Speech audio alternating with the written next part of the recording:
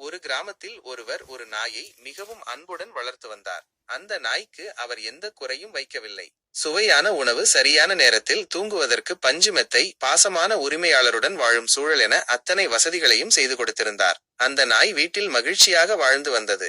ஒரு நாள் அந்த நாய்க்கு ஒரு வித்தியாசமான யோசனை வந்தது. நான் ஏன் எப்போதும் இதே வீட்டிலேயே இருக்க வேண்டும்? மற்ற ஊர்களுக்கு சென்று சுற்றி பார்த்து விதவிதமான புதிய உணவுகளை சுவைக்க கூடாதா என்று தனக்குள்ளேயே நினைத்து கொண்டது. ஆசை அதன் மனதை ஆட்கொண்டது. அடுத்த நாளே அந்த நாய் வீட்டை விட்டு வெளியேறியது. புதிய ஊர்களை சுற்றி பார்த்தது. உணவு தேடி அலைந்தது. அப்படி அலைந்து திரிந்து ஒரு வீட்டின் பக்கம் சென்றது. அந்த வீட்டுக்குள் நுழைந்ததும் எதிர்பாராத விதமாக அந்த வீட்டில் இருந்த காவல் நாய்கள் இதை துரத்தி பிடித்து கடித்துவிட்டன.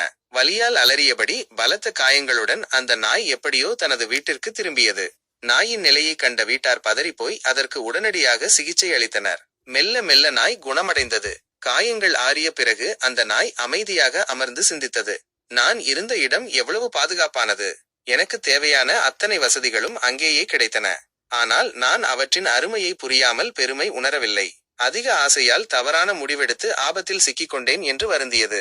நீதி: நமக்கு கிடைக்கும் வசதிகள் குறைவாக இருந்தாலும் அது பாதுகாப்பானதாக இருந்தால் அதுவே சிறந்த வாழ்க்கை. அளவு கடந்த ஆசை பெரும்பாலும் அபாயத்திற்குள் இழுத்துச் செல்லும்.